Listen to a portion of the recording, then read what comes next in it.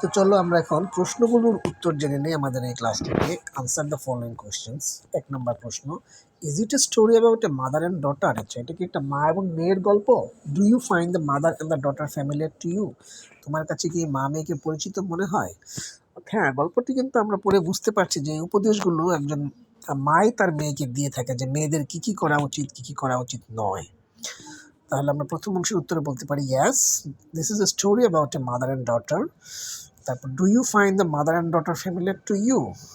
এই ধরনের মা মেয়ে কি তোমার কাছে পরিচিত? হ্যাঁ, আমরা আমাদের দেশে বা আমাদের সমাজে আমরা এমনটাই দেখি যে মা মেয়েরা মেয়েদেরকে মায়েরা এভাবেই উপদেশ দিয়ে থাকে, পরামর্শ দিয়ে থাকে। সো এটা আমরা বলতে পারি yes, we find this mother and daughter very familiar to us and they are our mothers and daughters.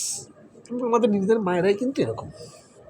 তারপর ২ নম্বর প্রশ্ন যদি আমরা বলি, what is the cultural identity of the speaker and listener? Speaker এবং লিসেনার যে বলছে এবং যে শুনছে তাদের কালচারাল পরিচয়, অর্থাৎ তারা কোন কালচারের, কোন সংস্কৃতির অংশ সেটা বা কোন দেশের হতে পারে। সো এটা মূলত আমরা দেখা যায় সব সংস্কৃতিতে একই রকম হয়। তারপর এখানকার চ্যাপ্টারটা সেটা খুব অবশ্যই একটা ওয়েস্টার্ন কালচারের। সো আমরা বলতে পারি the identity of the speaker and listener is seems like western culture. What is Bena? Bena কি? আমরা প্যাসেজের শব্দের অর্থ পড়ার সময় বেনা শব্দটি পেয়েছি। বেনা হচ্ছে এক ধরনের গান গাওয়া এবং এটি এক ধরনের অশ্লীল গান যেগুলোকে বলে সেগুলো, যেটাকে আমরা এটা আমরা বলতে পারি Bena is a kind of song that expresses the physical relationship, the songs about physical attraction between male and female. What is the importance of gender in the story? এই গল্পে জেন্ডারের ভূমিকা কি, অর্থাৎ ছেলে মেয়ে বা নারী পুরুষের ভূমিকা কি? If the girl were a boy, would the mother be telling him the same thing?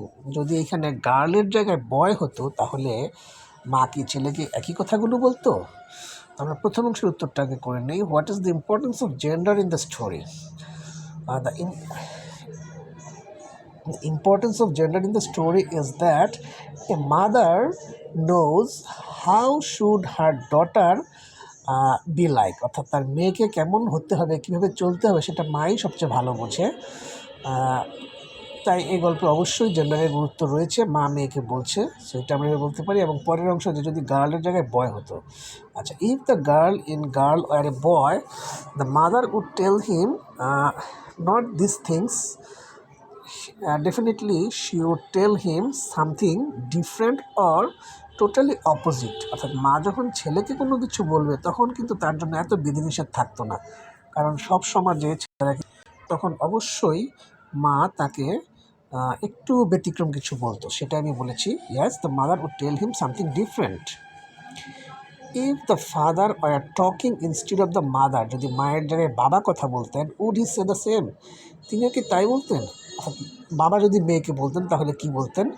হ্যাঁ, আমার মনে হয় বাবা যদি মেয়েকে বলতেন, যদি তাদের ওয়েস্টার্ন কালচারের সম্পর্কে যদি অনেকটা ফ্রি থাকে, তারা সব কথাই শেয়ার করতে পারে, সেক্ষেত্রে বাবাও মোটামুটি মা যে ধরনের কথাগুলো বলেছেন সেই কথাগুলোই বলতেন। তাহলে আমরা বলতে পারি ইয়াস, I think if the father were talking instead of mother, he would say most of the things similarly. তো বেশিরভাগ কথাই তিনি এরকমই বলতেন। সো এটাই আমরা বলতে পারি।